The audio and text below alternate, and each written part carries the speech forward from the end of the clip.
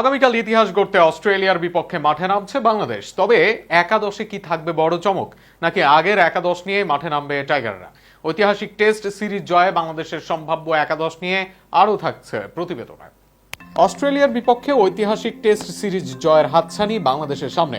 প্রথম টেস্টে দাপুটে জয় তুলে নেওয়ার পর এখন সিরিজ নিশ্চিত করতে দ্বিতীয় ম্যাচে মাঠে নামবে নাজমুল হোসেন শান্তর দল। অস্ট্রেলিয়ার বিপক্ষে ম্যাচটি ড্র করতে পারলেও সিরিজ নিজেদের করে নেবে বাংলাদেশ। তবে প্রথম টেস্টের আত্মবিশ্বাসকে সঙ্গী করে এবার জয় দিয়ে সিরিজ শেষ করতে চায় টাইগাররা।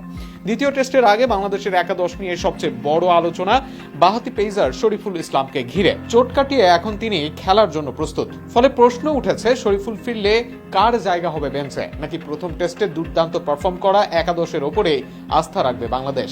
অস্ট্রেলিয়ার মাটিতে কোনো দলই যেখানে সহজে দাপট দেখাতে পারে না, সেখানে প্রথম টেস্টে প্রতিটি সেশনে লড়াই করে বাংলাদেশ তুলে নিয়েছে বড় জয়। সেই জয়ের পর দলের আত্মবিশ্বাস এখন তুঙ্গে। এবার নতুন এক টেস্ট ভেন্যুতে মুখোমুখি হবে দুই দল। হেরাপ পার্কে এর আগে কখনো টেস্ট ম্যাচ অনুষ্ঠিত হয়নি। বাংলাদেশ অস্ট্রেলিয়ার এই নতুন টেস্ট ভেন্যুতে ইতিহাস গড়ার লক্ষ্য নিয়েই নামবে। সম্ভাব্য একাদশে ওপেনিংয়ে থাকবেন তানজিদ হাসান তামিম ও সাদমান ইসলাম। প্রথম টেস্টে ঐতিহাসিক সেঞ্চুরি করা তানজিদের ওপর থাকবে বাড়তি প্রত্যাশা। 3 নম্বরে মমিনুল হক এবং 4 নম্বরে অধিনায়ক নাজমুল হোসেন শান্ত। দুজনেই আগের টেস্টে ব্যাট হাতে গুরুত্বপূর্ণ অবদান রেখেছেন। 5 নম্বরে অভিজ্ঞ মুশফিকুর রহিমের সঙ্গে 6 নম্বরে থাকবেন লিটন কুমার দাস।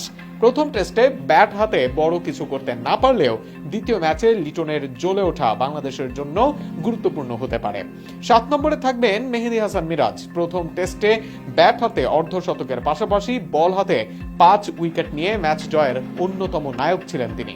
স্পিন বিভাগে তার সঙ্গী হিসেবে থাকবেন তাইজুল ইসলাম।